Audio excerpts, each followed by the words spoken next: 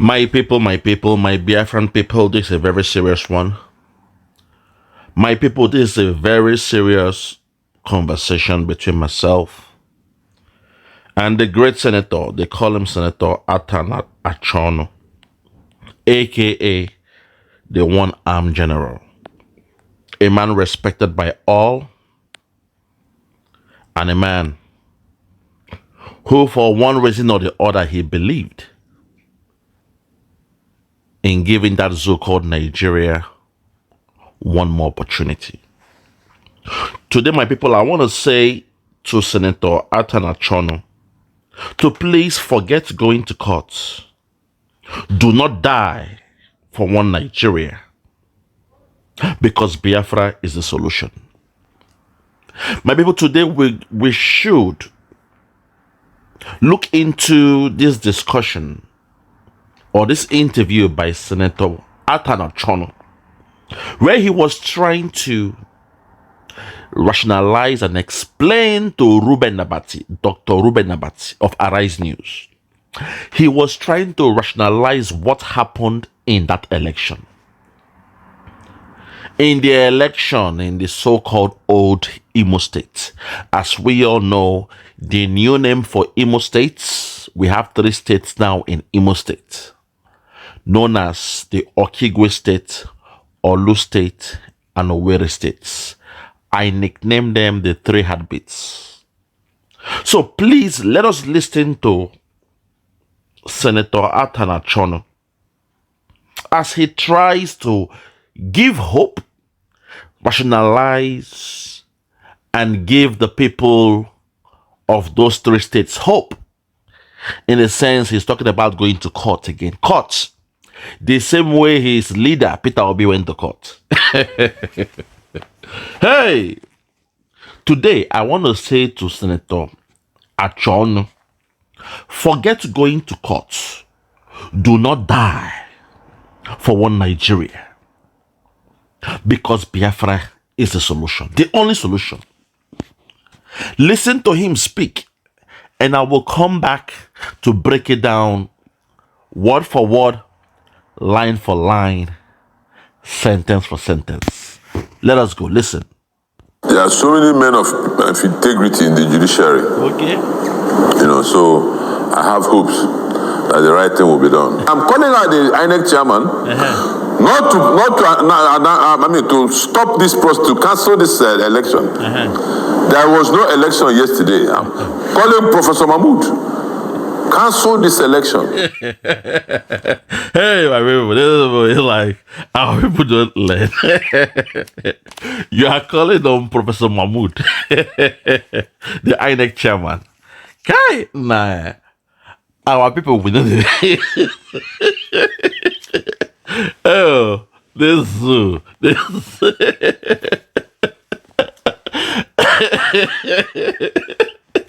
Oh, my people. This is our zoo people, man. They call it the Stockholm Syndrome. Stockholm Syndrome. Those that know the capital of Sweden is Stockholm. And there's a syndrome called the Stockholm Syndrome. Stockholm Syndrome, it's more of a situation where over time you start to fall in love with your oppressor. You start to become more empathetic or showing sympathy to those who are oppressing you. You start to show confidence, love, and admiration for those who their initial plan was to destroy you, kill you, and steal from you. My people, it pain me say a general known as Senator Achonu, I'll be respectful. This man fought in the Biafran war. He lost an arm. He was now nicknamed the one-armed general. A soldier in the Biafran war who fought gallantly. He fought like a man. He fought like a warrior. And in the process of fighting that zoo soldiers, he lost an arm. Until this day, he is respected. He is held on a very high esteem as the one-armed general. It pained me, say now he is trying to speak to Ruben Nabati. That's the game. They steal your election. They send you to media to talk, just to hear from you, so that you be politically correct. You will now say you are going to court. You are going to court to make an appeal. When you know the blueprint already. Peter Obi was boasting that he is going to court, that the court is his house. And people, they cheered him. He is the king of the court. He is the master of the court. You saw what they did to your leader, Peter Obi. I am speaking today to Mr. or Senator Achonu. Peter Obi, who claimed to be the king of the courts, none of his cases were listened to. They were struck off.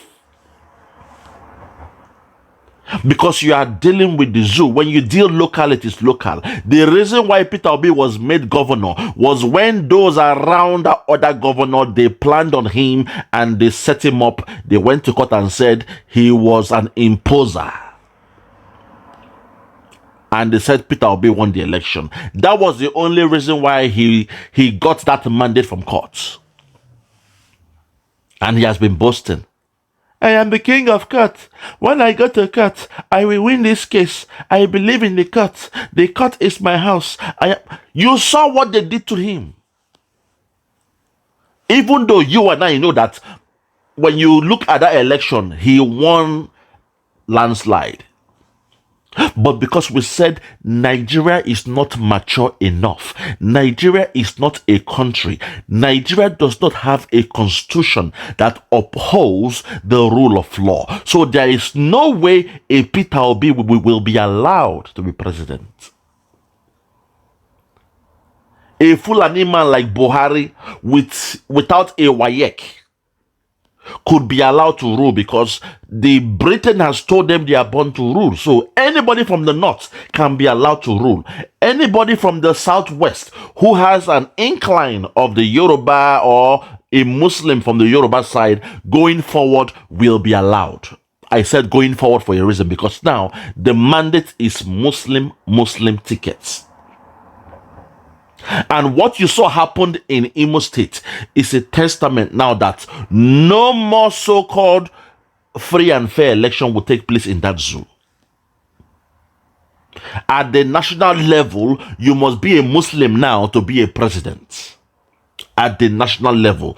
At the state level, you must be somebody who has gone to Abuja to lay down and take an oath with the caliphate, with the Fulani cabal. They must have you on video naked, kissing the ring of the Fulani cabal and vowing to them, telling them that you will do their bid when they make you governor. As in the case of Hope Uzodinma, you saw the way he was doing his thing. Nobody could stop him. He had the army, the police, the military, even the INEC officials. They were all skipping to the loo of Hope Uzodinma. So today, as we listen to Senator Aton, sir, with all due respect, I want to tell you to forget going to court. Do not die for one Nigeria, because Biafra is the only solution. Senator, we have this. We've got this covered. All we need are your blessings. All we need are your supports. And all we need is the right avenue for the Biafrans to do the job we are doing.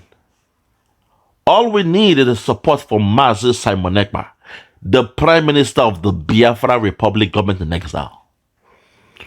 We need that support. We need that blessings and prayer for the Prime Minister. Because this going to court for Hope, it's a waste of time. We know nothing will come out from that.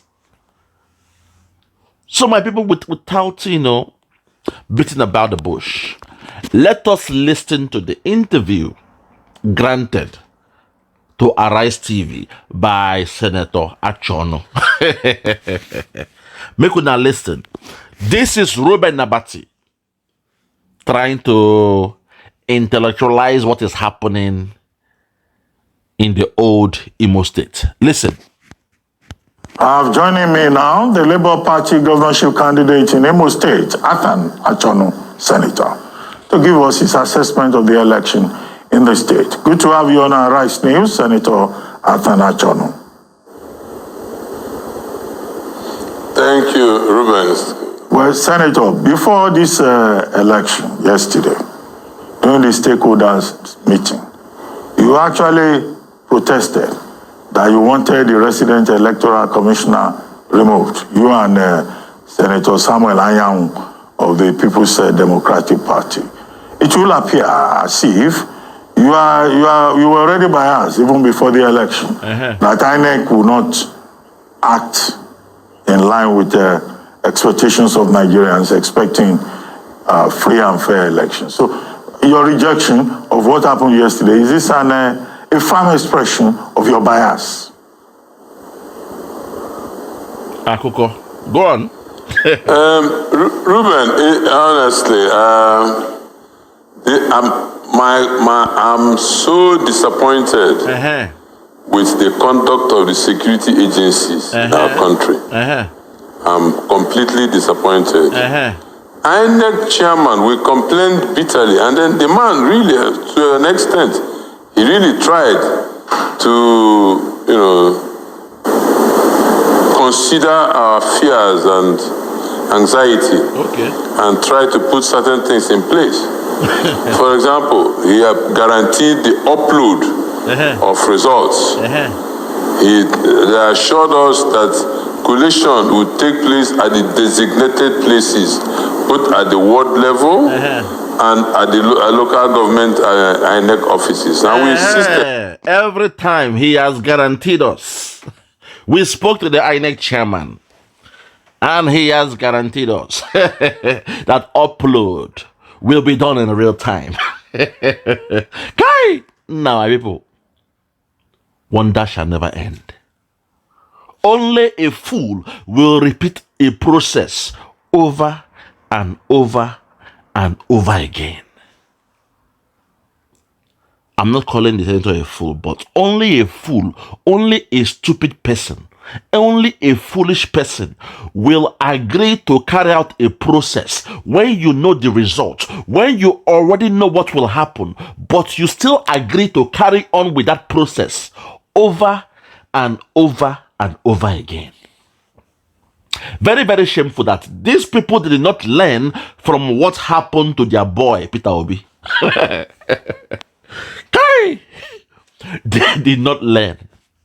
They still believe in INEC. They still believe in the INEC chairman. They still believe that he has given them their words, his words, and that his words can be held as something that is reputable. These people, man, they are making mistakes. They always make this mistake. They believe that man has integrity, not knowing that that man was deliberately placed there where he is. It was a grand design to place the INEC chairman where he is, because he is part of the tool to make the actualization of the colonization of that zoo called Nigeria by Britain and the Fulani cabal. I don't mince my words when I say colonization, because we were colonized, or that zoo was colonized by Britain. But now the Fulani say, come, we want to take over Nigeria, and Britain is helping them to colonize Nigeria. You can call it the Fulanization, yes, but also the Fulani cabal, they want to make Nigeria their colony. And Britain is helping them to do that. Britain is helping them to do that. Because in the grand design of Lord Lugard, from what I am hearing now, when Lord Lugard was in that zoo, he fell in love with the northern part of that zoo because of the weather, because it was always sunny in the north. From what I'm hearing, that was the beginning of the affinity of Britain with the north. Lord Lugard loved the hot Scotch weather, that hot sun coming from the north, 24/7.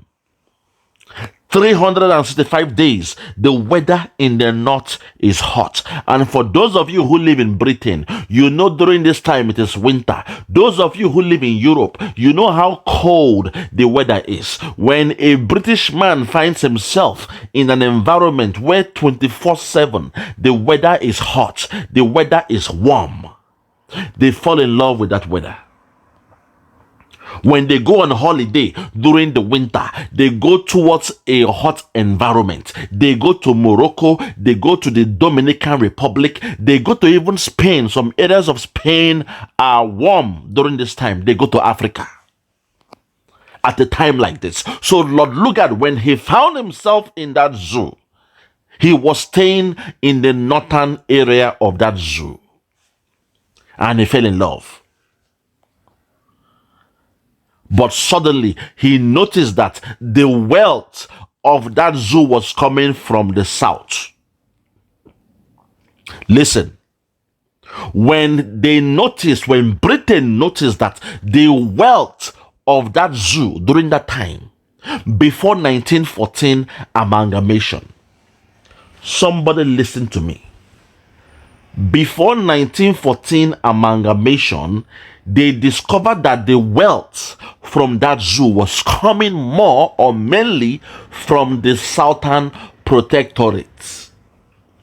But Lord Lugard had an affinity with the northern protectorate. It means he fell in love with the northern area of that zoo because he loved the weather. It was always sunny. So when Britain told him that he may have to move from the northern part of that zoo to the southern part because they are getting more money from that southern part, and they may need somebody to be closer to the affairs of where the wealth was coming from, Lord Lugard was now thinking. He was a thinking man. Suddenly, his girlfriend Flora Shaw came to visit him. He now told Flora Shaw, say, come, I am wondering, I am bothered. I want to bring these two protectorates to one country. I want to sell this idea to Britain. I was reading the books over the weekend and I was shocked. Lord Lugard was trying to sell the idea to Britain. Say, look, instead of having these two nations, why don't we make it one country? Because it's better. And he was looking for a name. Flora Shaw now said, call it the Niger area, call it the River Niger area, call it the Niger area.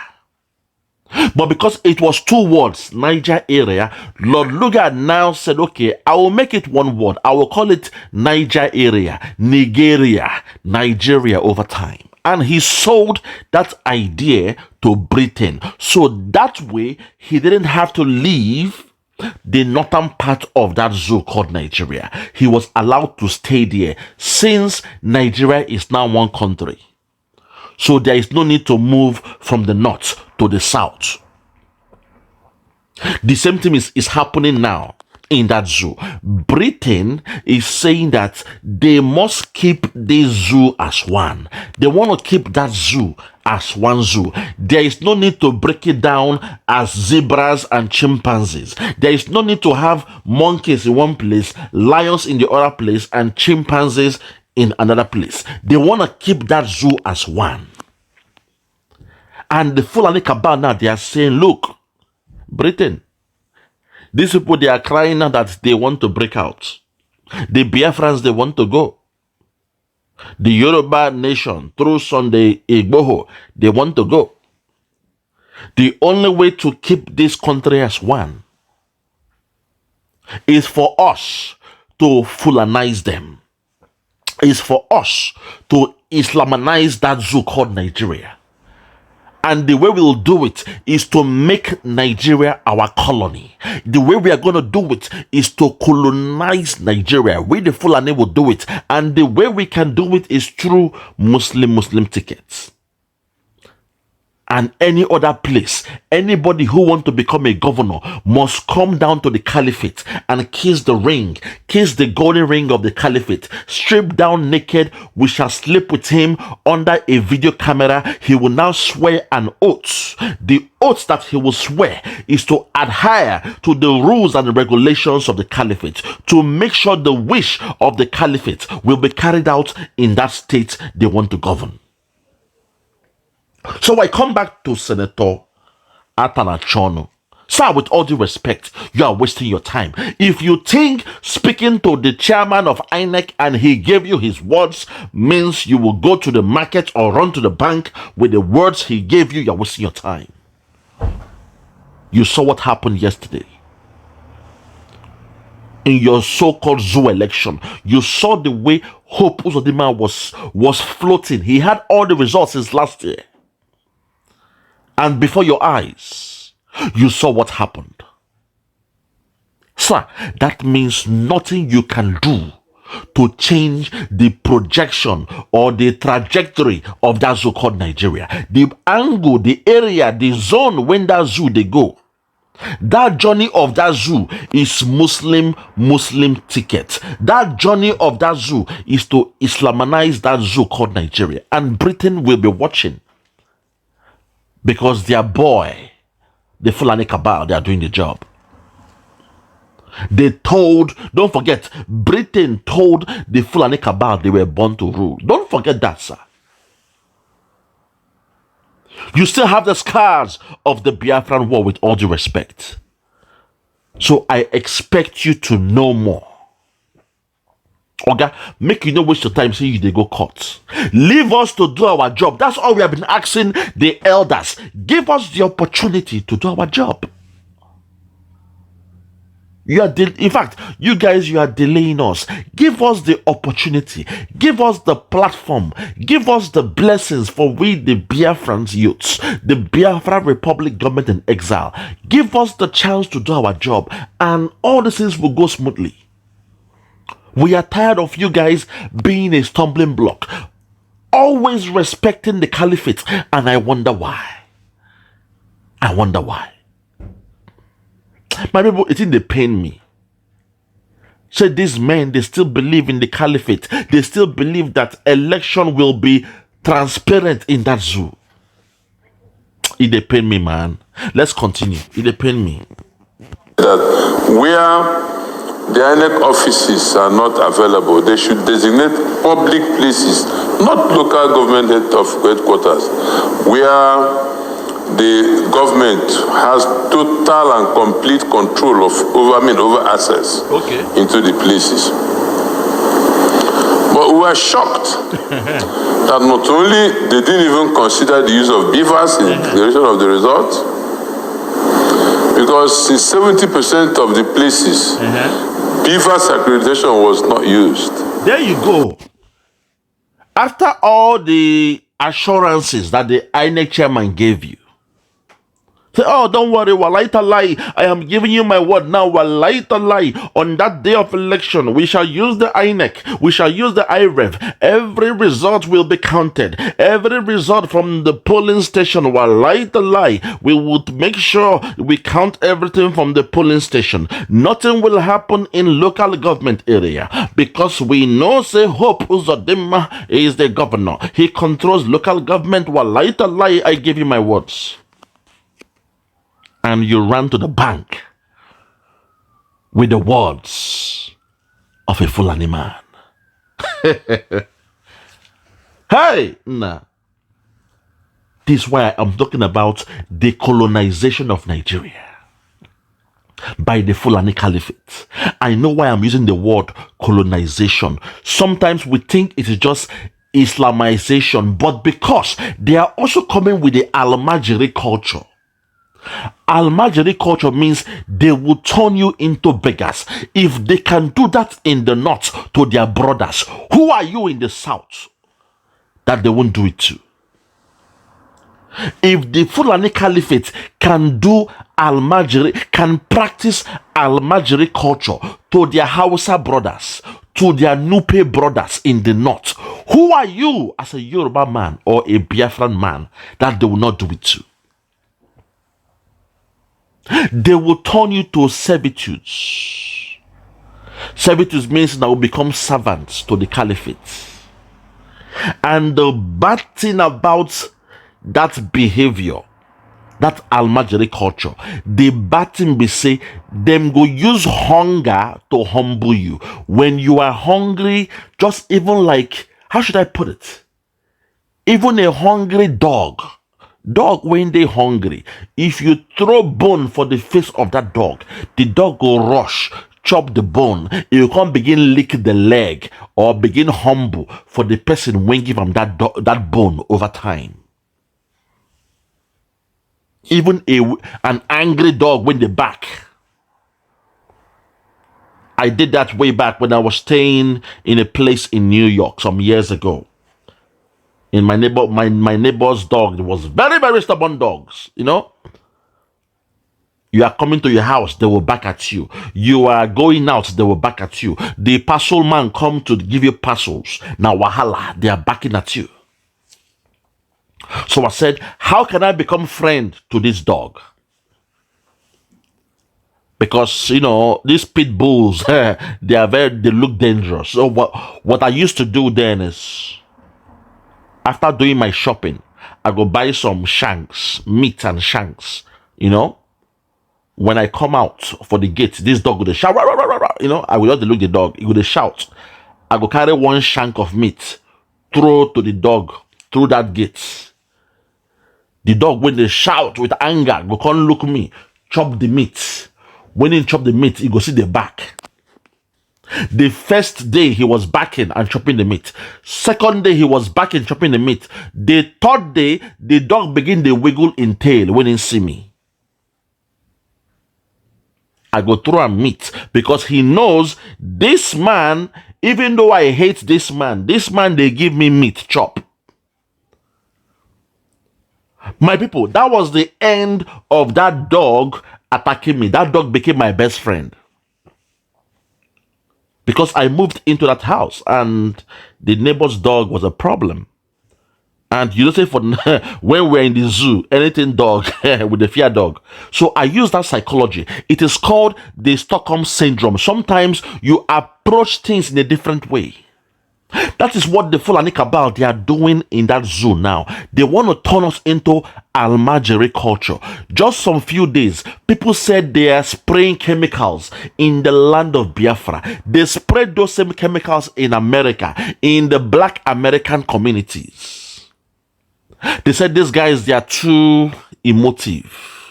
They are too aggressive. Their power too much. Ishike, they've got the lion heart. Obiagu, we have the heart of a lion.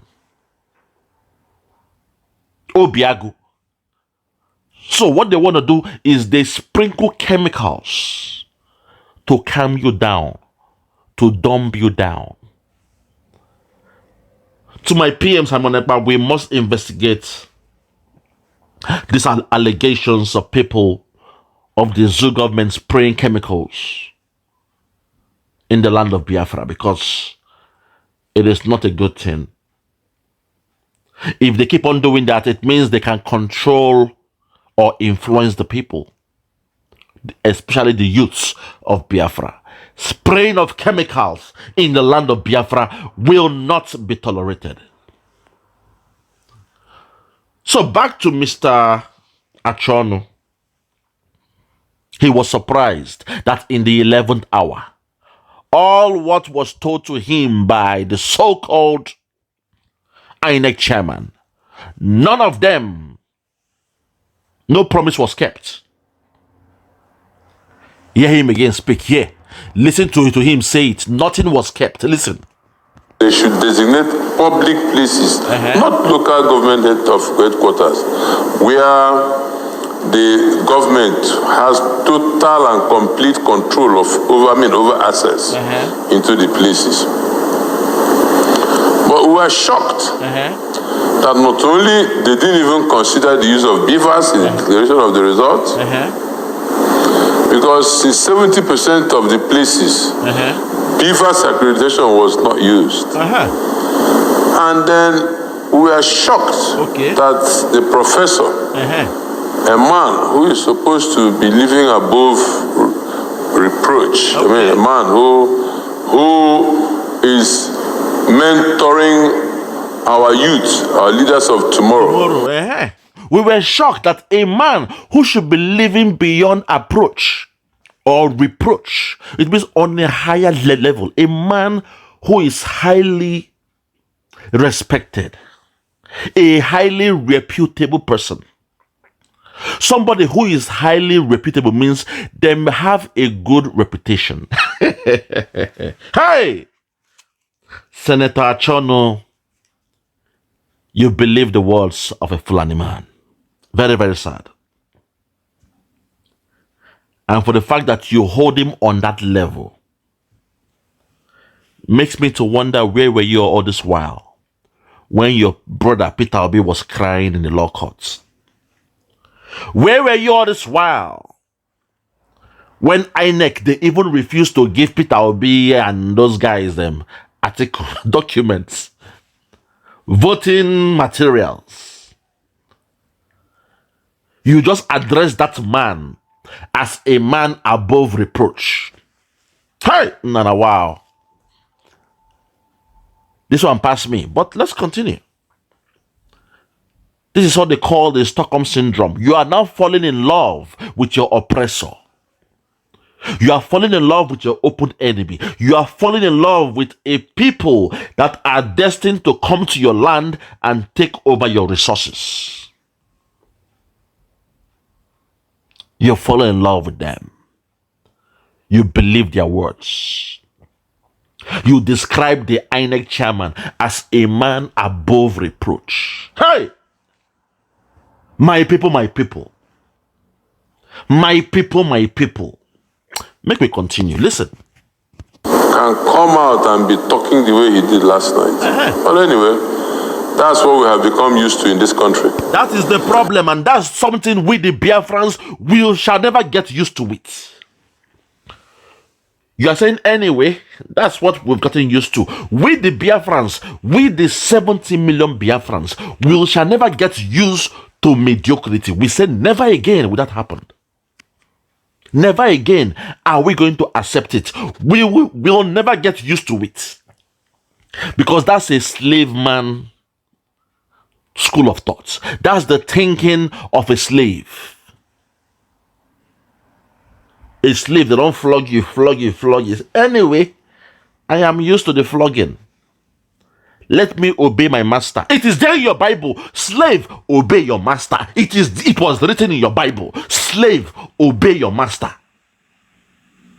And they got used to it. So they had to obey their master. At first, they were revolting. At first, they were fighting back. At first, they were running away from the plantation. When they run, they cut their legs off. When they run, they put a big wooden chain on their neck and their legs. And over time, they got used to it.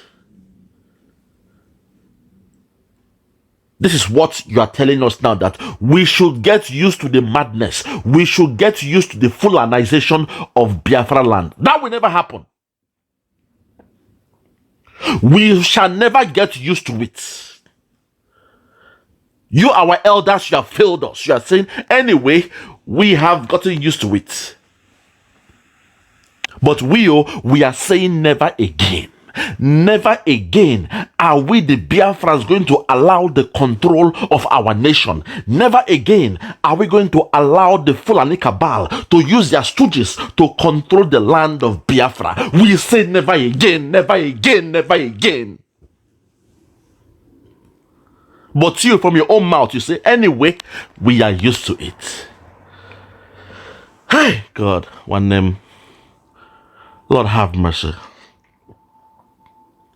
My people, please, at this juncture, I want to say, please, we must support the dragon, Master Simon Ekpa. We must support Simon Ekpa. We must support this Simon Ekpa spiritually, physically, and otherwise. Any way you can support this movement, please, because Simon Ekpa is our only hope. Our elders, they have failed us. Our so-called elders, they are saying, anyway, we are used to it. Carry along. Just go along. Get along. Get along with the process. We are used to it. Anyway, it's okay. We are used to it. The pain of the Biafran war has affected the brain of our elders. They are saying, anyway, we are used to it. We are used to it. Let's continue. We are used to it. We will not complain anymore. We shall not fight anymore. We will not revolt anymore because we are used to it. Let us just carry on. Peter Obi was used to fool the people of Biafra, but we thank God that Simon Ekpa stuck to his grounds and he said, no, there will be no election in Biafra land. Peter Obi claimed he was going to court to win his mandate. He knows how to go to court. He is the king when it comes to the court. He is a champion when it comes to the court. He knows what to tell the court. He has the best legal team to go to the court and win his mandate. And the gullible ones, they believed. People like Charlie Boy, people like P Square, people like Njije Media. Njije Media, you had the privilege to interview Mazi Nnamdi Kanu. One day I will make a video about this man they call Njije Media. You have betrayed the youths of Biafra. You have betrayed the youths of Biafra. Now I am wondering why somebody like you were in Germany for so many years, you left Germany and you went back to Nigeria. Now I'm wondering, there must be something wrong. It might be the blood of the caliphate in your bloodstream. You might have the DNA of the caliphate because you went there and you were saying you believe in one Nigeria. I see you, your videos, you are in Abuja hanging with the so-called big boys now. You are flirting around with the big boys. But when Mazi Nnamdi Kanu was with us, campaigning and speaking for Biafra, you had the privilege to interview him not once, not twice.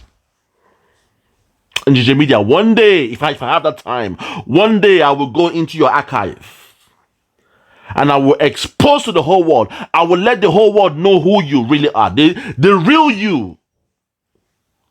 You claim to be a youth. You claim to have a platform for the youth. But look at you now. You believe in one Nigeria. Ah, my God, have mercy, man. God, please. My people, we must support the dragon. We must support Simon Ekpa because he is the only one that has not failed us. Simon is the only person, the last man standing. Out of all those who claimed they were with Mazi Nnamdi Kanu, out of all those who were close to Mazi Nnamdi Kanu, Simon Ekpa is the last man standing. Which is why I'm ready to die for the dragon. I am ready to give my life for the dragon. Because this insult is too much. The insult is too much. Even our own elders are saying, it's okay. We will continue that way. They are okay with the madness. They are okay with what is happening in that zoo. They are okay with it. I wonder why in your Bible they say, slave, obey your master. Does that mean that God approves slavery? In your Bible, slave, obey your master. And the Fulani Cabal, look at what they are doing. All their stooges, they won in that election. You saw what happened just Saturday. Their so-called Saturday election. In Kogi, in Imo, in Bayelsa. Look at the charade happening there. God have mercy. Oh Lord, oh my God, have mercy, oh Lord. Let's continue, man. Let's continue. Go on. But having said that, INEC tried their best. And you know, when INEC is doing so, as they are working to perfect the process, the criminal elements who participate in the political process are also working very hard to do whatever they like to abort the process. You know, yesterday was a disgrace. It was a rape on democracy. Okay. You see where you have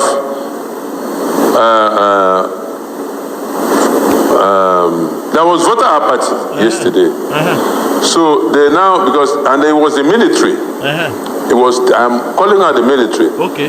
They are the ones responsible for this. Because after the bombing in Okigwe, after the burning of houses and shops in Ihimembano, listen to him now. He is now blaming the military that they are responsible for what is happening. After the bombing of Okigwe, can you tie down what he's saying to what Simon Ekpa has been saying from the beginning? Which is why Simon is saying there will be no election in Biafra land. Which is why we are saying we don't want the zoo military in Biafra land. Which is why we have been complaining that they have been bombing us. They are throwing bombs in the land of Biafra. Can you see what is happening? Do you now see what is going on? Can you link both discussions together now?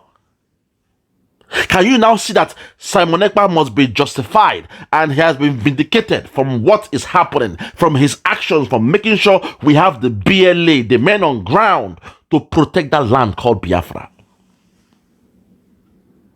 This man has just confirmed that he blames the military. Because the military, they've been throwing bombs. They've been bombing the land of Biafra. And after the bombing of Okigwe and the rest of the places. Hey, my God, have mercy. God, have mercy. Oh, Lord, have mercy. Let us hear him speak one more time. Listen to what he said. For those that have ears, this is how you decipher a discussion. When somebody is speaking, you must go in depth. You must try to understand, overstand, and understand. I understand in your school, they only teach you understand. Do you understand? Do you understand? In your school, in your zoo school, they only teach you how to understand. But there is something called overstanding. There is something called understanding. So you understand in order to overstand. Then on the critical level, you must learn how to understand. That's when you go in depth reasoning, in-depth analysis, critical analysis, critical reasoning. Most of you don't have it in that zoo because the school that you went to, even your teachers don't have it, and they cannot give what they don't know. In Nigeria now, do you understand? They only know the word understand. To understand something, it means you could decipher what somebody is saying. But there is something called to overstand, having a clearer picture, a holistic picture of what that person is saying, and to understand, to see who is behind it, the reason behind that discussion, the rationale behind the statement of what somebody is saying, the invisible hand, the bigger picture, the lost picture. Oh my God, man, you guys are not ready.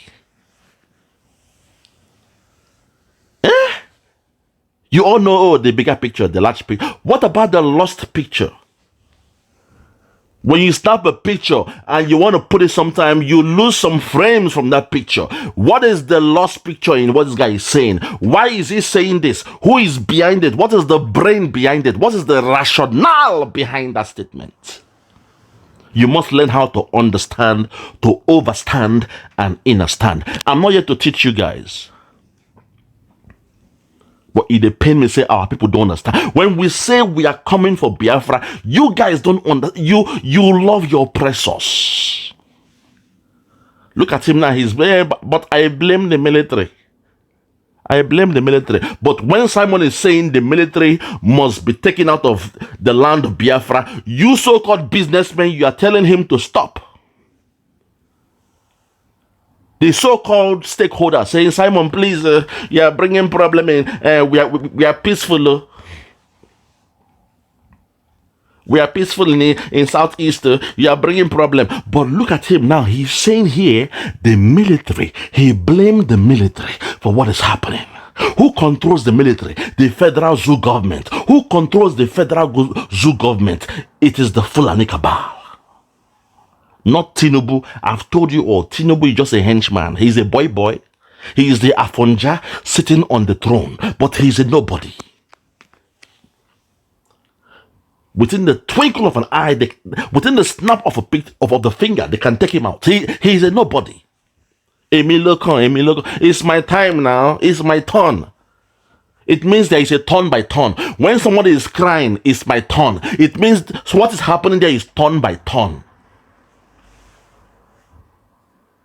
You see, when somebody is saying Emilio means it's my turn. Now my turn. It don't reach my turn. Man, you guys are so myopic. It's very, very sad. Very, very sad that my people cannot elevate their thinking. They want to blame Simon Ekpa. Even those in the DOS. Uzodinma, Prince Darlington, of all people. You claimed you were close to Mazi Nnamdi Kanu. And when he asked you, what do you think of Simon Ekpa? This guy, he's doing a good job. What do you think? You said, oh, this Simon, don't trust him. Or don't trust him. Or don't trust him. Or Uzodinma. Hi, man. Listen to this man where he said he blames the military. This is where I want to anchor it. I am not here to play you all his interview. No. I'm not here to play all the discussion. I am not a lazy scholar. No. It's easy just to say, oh, let's say you play someone. No. I'm here to analyze the information. Eat the meat and spit out the bones. That's critical analysis. Listen to what this man said here, and it will blow your mind because he has linked or he has now reaffirmed what Simon Ekpa has been saying all this while. Make una listen. On democracy, you see where you have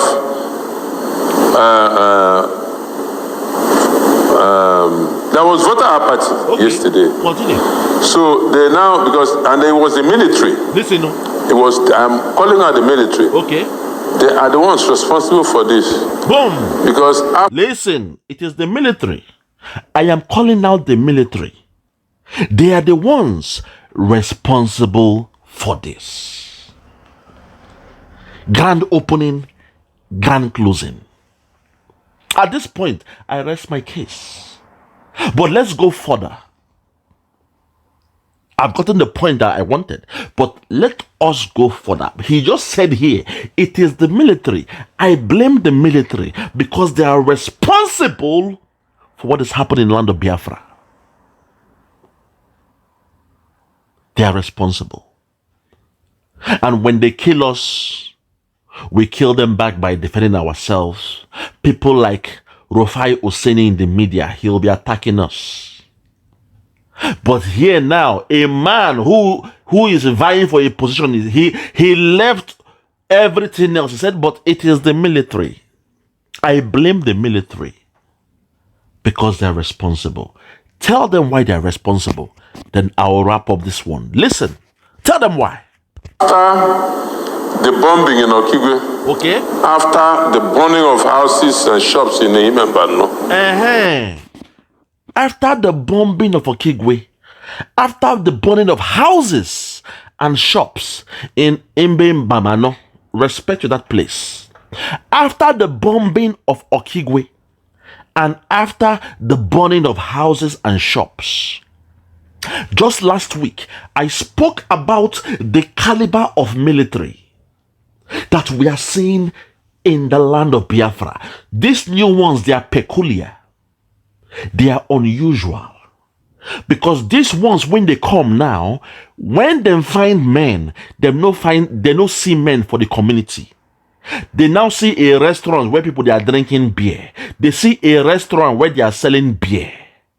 They start to burn those shops down. They start to burn that restaurant. They start to burn houses. They go to somebody's house to kill him. He is not there. They start to burn the houses down.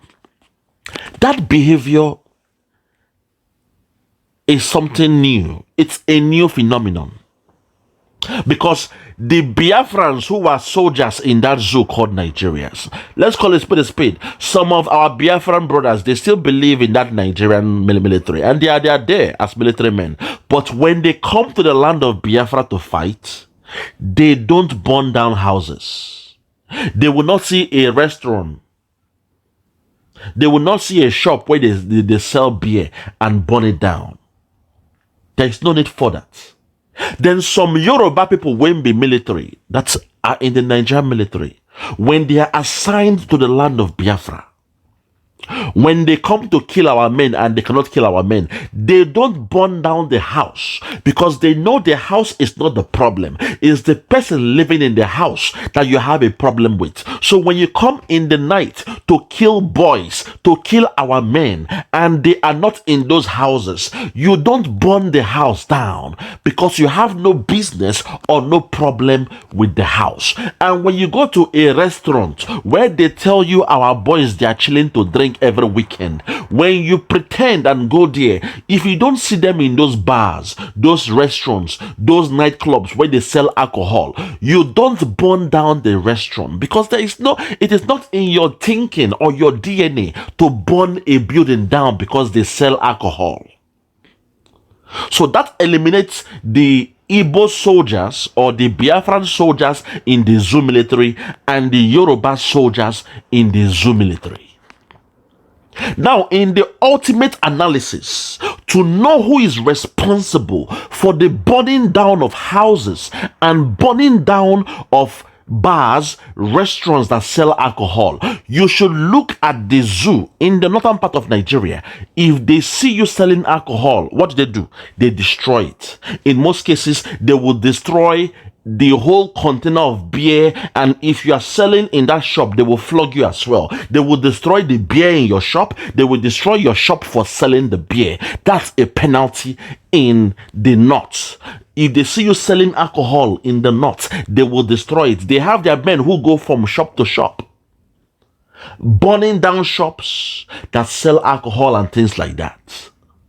In most cases, what we see is them crushing down the alcohols, expensive alcohols in the north, because they are against drinking of alcohol in the north. It is against their culture, it is against their religion and all that. Even though in the back, in the hidden places, all these people, they also drink wine, but let us leave that aside. Now, when you come to the land of Biafra, any military you see coming to look for somebody, then they see a restaurant where they are selling beer and they suddenly burn down that restaurant. That should tell you that the kind of people who are peculiar for doing this, those who are notorious for doing this, are the Muslims. And if a military come to an area and they are burning down houses, they are burning down restaurants that sell beer, it must tell you those military men, they are Muslims. And now we have been hearing for a year and a half now that the Fulani Cabal, the Fulani killer headsmen, they have somehow been introduced into the Nigerian military. So what do you think will happen when those headsmen, those killer headsmen, when don't join Nigerian military? If them send them to the land of Biafra and they are looking for some men, they cannot see the men, and they are seeing where boys they are drinking beer in a restaurant, what do you think they will do? Because to them it is against their law. It is against Islam. It is against their culture to drink beer in public. So when they see you drinking beer in public, or they go into a restaurant and everywhere, all the fridge and the freezer, they are seeing beer and alcohol, they will burn it down. So where this man is saying he blames the military, that they are responsible for this. After the burning or the bombing in Okigwe, and after the burning of houses and shops, that should tell you those who are responsible. The colonization has started in the land of Biafra, and the only people who are stopping them now is the Biafra Republic government in exile under the leadership of Mazi Simon Ekpa. My people, I rest my case on this one. Very, very sad story. Very, very sad ending. But I was able to go deeper into what this man is saying. And I brought out the key information to the limelight for you all to see that Simon Ekpa has been right from the beginning. When he said there will be no military checkpoint in the land of Biafra, there is a reason why he's saying it. To the unlearned, they will not understand.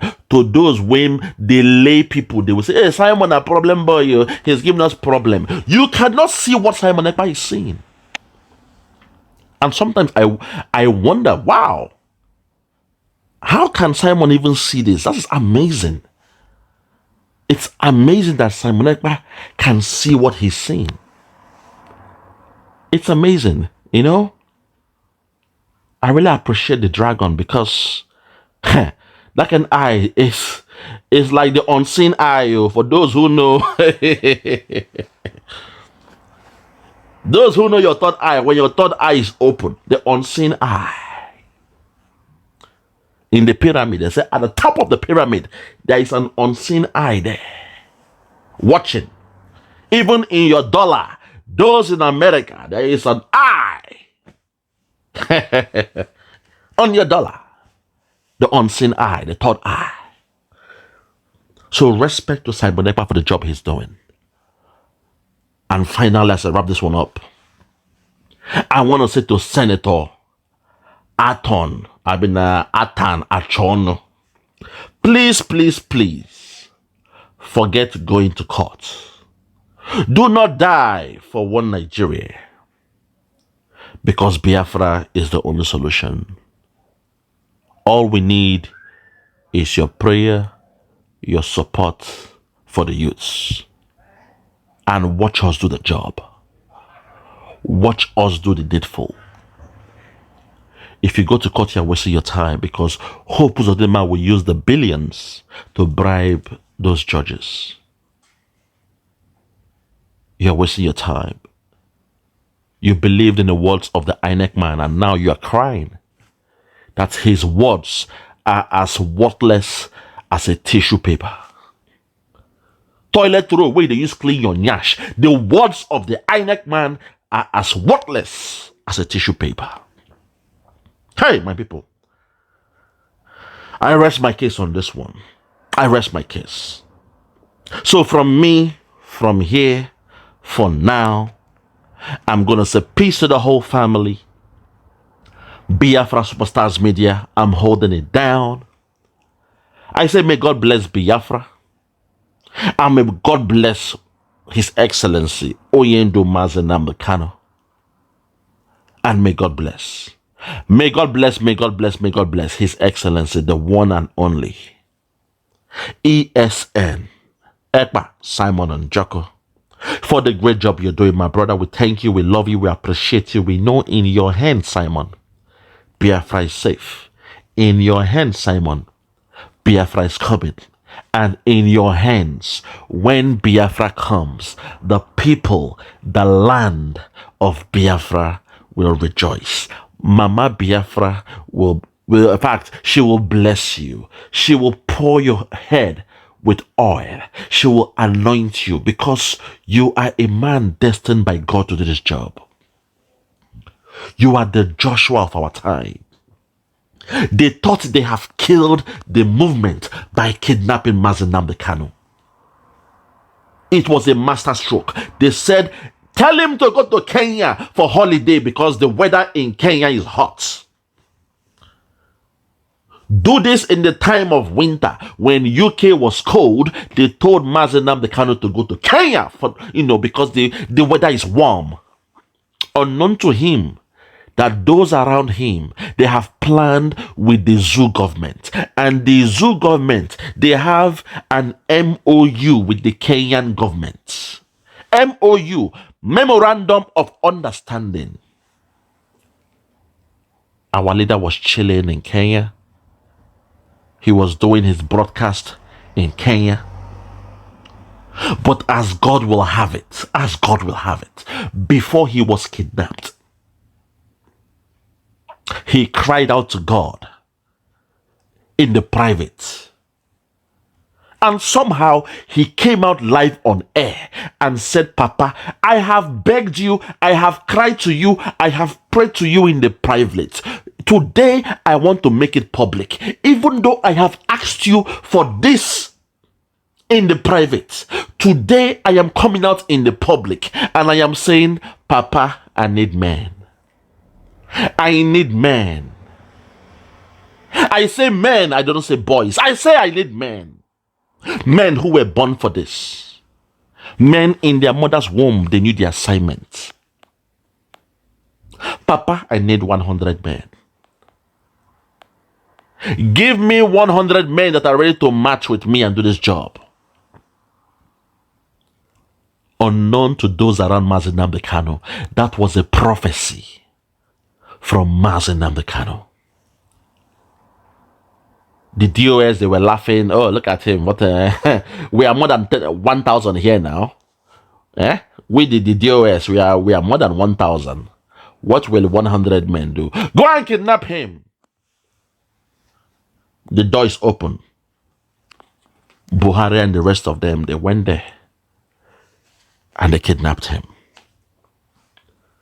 Unknown to them that when Mazi Nnamdi Kanu called out for 100 men, when he cried in public and begged God for 100 men, unknown to them that this man they call a small boy, this young boy, this guy who is always smiling, this man called Simon Ekpa,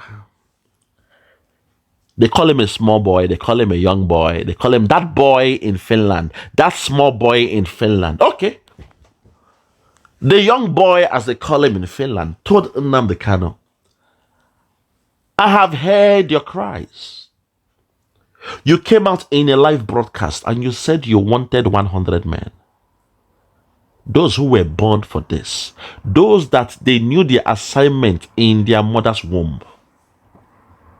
Mazi Nnamdi Kanu, in my own case, I was born with an offer in my neck. You all saw the video of Simon Ekpa. You saw the pictures of Simon Ekpa with an offer on his neck.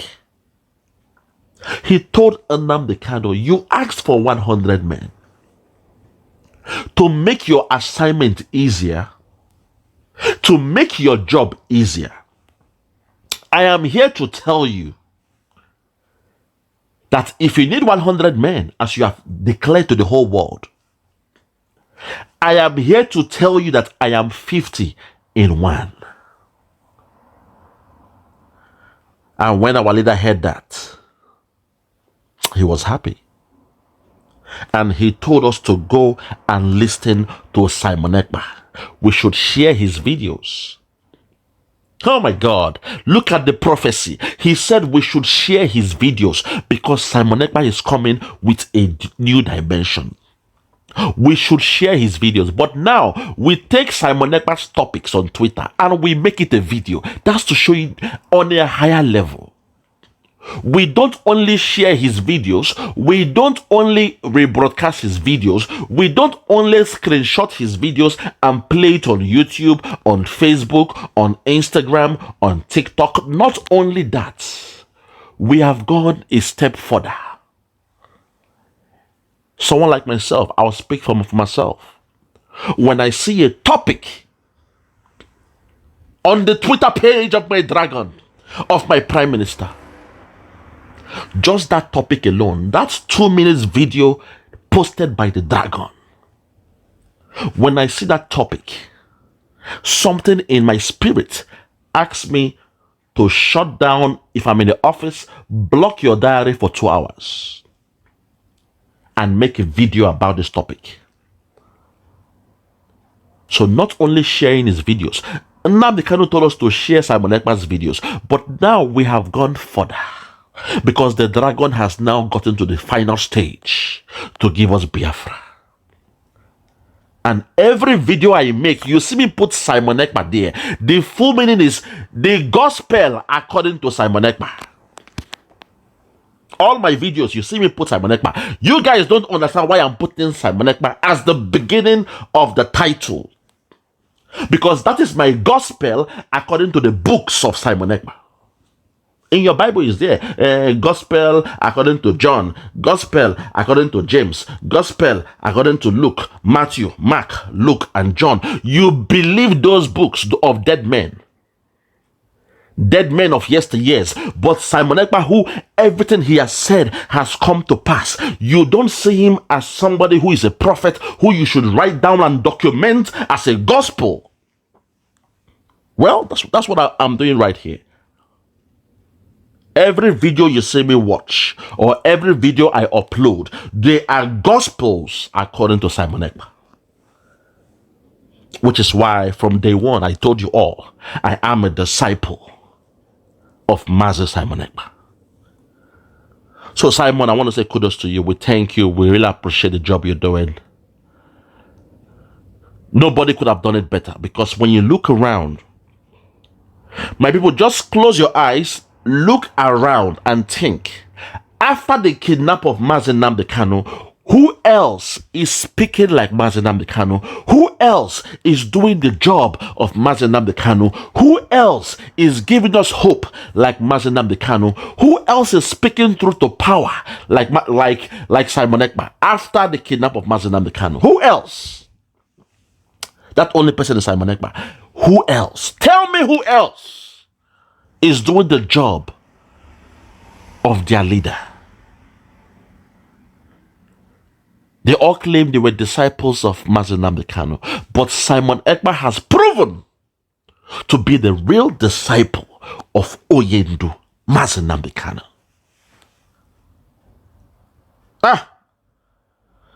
Oh my God, have mercy. Oh my God, have mercy.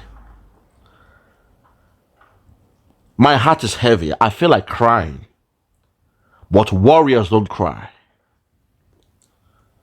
Warriors don't cry. But my heart is heavy because I see all the attack that Simon Ekpa has been getting since the kidnap of Mazi Nnamdi Kanu. When Nnamdi Kanu was here, nobody attacked Simon. They saw him. He was walking hand in hand with Mazi Nnamdi Kanu. He was the one that conducted the show between Nnamdi Kanu and Dr. Cho. The alliance of Biafra and Ambazonia, part 1. Between Nnamdi Kanu and Dr. Cho. Simon Ekpa was there to anchor that problem. Nobody complained. Nobody hated him. And now, we now had the part 2 alliance. The final alliance. They have signed the MOU. The pact has been agreed in Finland. Helsinki, Finland. Where again, Dr. Cho came and reaffirmed his partnership and loyalty with Biafra. Dr. Cho shared a platform with Simon Ekpa. And suddenly people they are saying, oh, Simon and Dr. Cho. They attack Dr. Cho. They attack Simon Ekpa. Hey! My God, have mercy, oh Lord, have mercy. I can't believe this. But at this point, I must rest my case on this one. Those that have ears, let them hear. Those that have ears, let them hear. I am not here to praise Simon Ekpa, but to speak on the great achievements, landmark achievements that Mazi Simon Ekpa has achieved so far. He is giving account to his stewardship. And when Nnamdi Kanu is freed, I know he will come out in public and say Simon is his beloved, his most beloved disciple, in whom he is well pleased. He will say it. Like in your Bible, God said, "This is my beloved son, in whom I am well pleased." You will hear Mazi Nnamdi Kanu give praises to Simon Ekpa and say, "This is my beloved disciple. He has steadied the ship